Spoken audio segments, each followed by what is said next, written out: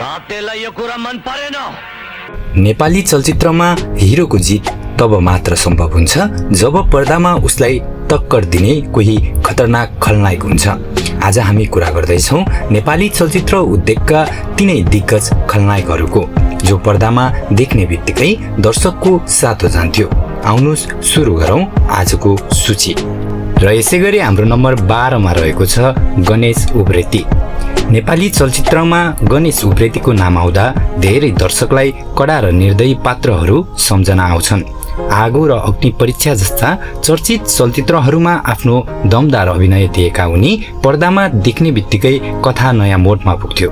शान्त अनुहारभित्र लुकेका क्रूर स्वभावलाई उनले यति स्वाभाविक रूपमा प्रस्तुत गर्थे कि दर्शकले उनको पात्रलाई सजिलै बिर्सन सक्दैनथे। र यसै गरी हाम्रो नम्बर 11 मा रहेको छ मुकुन्द श्रेष्ठ। एक समय नेपाली एक्सन चलचित्रमा मुकुन्द श्रेष्ठ निकै परिचित नाम थियो। नारायण गोपाल लगायत विभिन्न चलचित्र र नाटकहरूमा सक्रिय उनले धेरै चलचित्रहरूमा गुण्डा, डन र शक्तिशाली विरोधीको भूमिका निभाए। उनको बोल्ने शैली, हावभाव र आत्मविश्वासले पात्रलाई अझ जीवित बनाउँथ्यो। आज पनि पुराना नेपाली चलचित्रका दर्शकहरूले उनको खैरो कपाल र कडा मिजाजको अभिनय सम्झन्छन्। र यसै गरी हाम्रो नम्बर 10 मा रहेको छ राजीव मानन्दर। राजीव मानन्दरले विभिन्न प्रकारका भूमिका निर्वाहे पनि नकारात्मक पात्रमा उनको प्रस्तुति निकै प्रभावशाली मानिन्थ्यो। परिभाषा र सिमाना जस्ता सफल चलचित्रहरूमा देखिएका उनले हिरोसँगको भिडन्त होस् वा तनावपूर्ण दृश्य आफ्नो अभिनयले कथालाई अझ रोमाञ्चक बनाइदिन्थे। र यसै गरी हाम्रो नम्बर 9 मा रहेको छ दीपक छेत्री।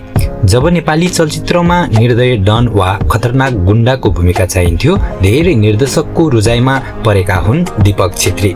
सीमारेखा, दुई थोपा आँसु, राजा रानी जस्ता सयौं चलचित्रमा अभिनय गरेका उनको कडा आवाज, रिसले भरिएको अनुहार र दमदार अभिनयले खलनायकको पातोलाई सधैँ बलियो बनायो। उनी पर्दामा देख्ने बित्तिकै दर्शकले हिरोको सङ्घर्ष झन् कठिन हुने अनुमान गरिहाल्थे। र यसै गरी हाम्रो नम्बर 8 मा रहेको छ विजय सिंह देउजा। विजय सिंह देउजाले पनि नेपाली चलचित्रमा नकारात्मक पात्र मार्फत आफ्नो छुट्टै पहिचान बनाए। अपराध, रणसङ्ग्राम जस्ता एक्सन चलचित्रहरूमा उनले निभाएका विरोधी पात्रहरू दर्शकले अत्यधिक मन पराएका थिए। पर्दामा उनको उपस्थितिले चलचित्रमा थप तनाव र रोमाञ्चक सिर्जना गर्थ्यो। र यसै गरी हाम्रो नम्बर 7 मा रहेको छ हेमन्त बुढाथोकी। हेमन्त बुढाथोकीले धेरै चलचित्रमा कठोर र शक्तिशाली पात्र निभाए। धर्मसङ्कट, छक्का पन्जा, जहाँ उनले हास्यसँगै कडा र स्वभावका पात्र पनि निभाए, लगायतका धेरै चलचित्रमा काम गरेका उनले अभिनय स्वाभाविक र प्रभावशाली मानिन्थ्यो। चाहे छोटो भूमिका होस् वा ठुलो, उनले आफ्नो उपस्थितिले दर्शकको ध्यान तान्न सफल हुन्थे। र यसै गरी हाम्रो नम्बर 6 मा रहेको छ रवि गिरी। धेरैले रवि गिरीलाई हास्य कलाकारका रूपमा लिन्छन्, तर उनी नकारात्मक वा गम्भीर भूमिकामा पनि उत्तिकै बलियो कलाकार हुन्। विभिन्न टेलिसिरियल र चलचित्रमा काम गरेका उनले निभाएका केही नकारात्मक पात्रहरू यति स्वाभाविक थिए कि दर्शकले उनको बहुमुखी प्रतिभाको खुलेर तारिफ गर्थे। र यसै गरी हाम्रो नम्बर 5 मा रहेको छ सुशील पोखरेल। यदि नेपाली चलचित्रका सबैभन्दा क्रूर र निर्दयी खलनायकहरूको सूची बनाइयो भने सुशील पोखरेलको नाम पक्कै आउँछ। ढटकन, कारबाही र थुप्रै भोजपुरी तथा नेपाली चलचित्रमा काम गरेका उनका आँखाको भाका, अनुहारको कुर हावभाव र दमदार स्वभावले दर्शकलाई साँच्चीकै डराएको अनुभव गराएको छ। र यसै गरी हाम्रो नम्बर 4 मा रहेको छ राजेन्द्र खड्की। राजेन्द्र खड्की नेपाली चलचित्रका चर्चित एक्सन स्टार तथा स्टन्टम्यान हुन्। धर्मसङ्कटको, आफ्नो पराई लगायतका सयौं चलचित्रमा खलनायकलाई पिट्ने वा पिटाउने दृश्यका मुख्य मान्छे उनी नै हुन्। हिरो मात्र होइन, कयौं चलचित्रमा खतरनाक खलनायकको भूमिकामा पनि उनले आफ्नो क्षमता प्रमाणित गरेका छन्। एक्सन दृश्यमा उनको फुर्तिलो शैली र शक्तिशाली व्यक्तित्वको अविस्मरणीय रहेको छ। र यसै गरी हाम्रो नम्बर 3 मा रहेको छ मुकुन्द थापा। मुकुन्द थापाले नेपाली चलचित्रमा धेरै कडा र निर्दय पात्र निभाएका छन्।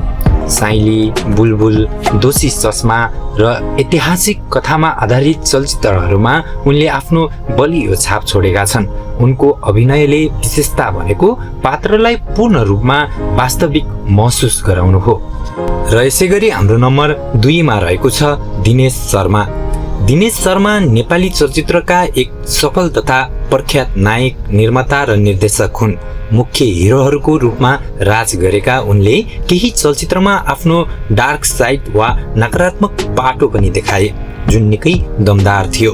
उनको अभिनयमा रहेको परिपक्वता तथा आत्मविश्वासले ती पात्रहरूलाई अझ उचाइमा पुर्याएको थियो। र यसै गरी हाम्रो अन्तिम 1 नम्बरमा रहेको छ सुनिल थापा। यदि नेपाली चलचित्रमा खलनायकको गडफादर वा राज भनेर कसैलाई चिनिन्छ भने त्यो नाम हो सुनिल थापा। चिनो चलचित्रमा उनले निभाएको राते काइलाको पात्र नेपाली चलचित्र इतिहासको सबैभन्दा अमर खलनायक मानिन्छ। राते काइलाको त्यो कालो कोट, डरलाग्दो दारी र जिब्रा पड्काउने शैली आज पनि बच्चादेखि बुढासम्म सबैको मुखमा झुन्डिएको छ। यसबाहेक दक्षिणा, देवरबाबु, नाता रगतको जस्तो दर्जनौं चलचित्रमा उनले तल्खा मचाए। दशकौं बितिसक्दा पनि नेपाली चलचित्रका खलनायकको चर्चा हुँदा सबैभन्दा पहिला सम्झिने नाम हो सुनिल थापा। यी मध्ये तपाईलाई सबैभन्दा खतरनाक नेपाली चलचित्रको खलनायक को लाग्छ? राते काइलाको अभिनयले तपाईलाई पनि तर्साएको थियो कि?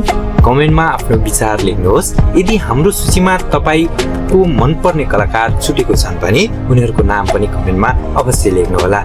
यस्तै रोचक भिडियोको लागि च्यानललाई सब्स्क्राइब गर्नु भने पक्कै नबिर्सिनुहोला।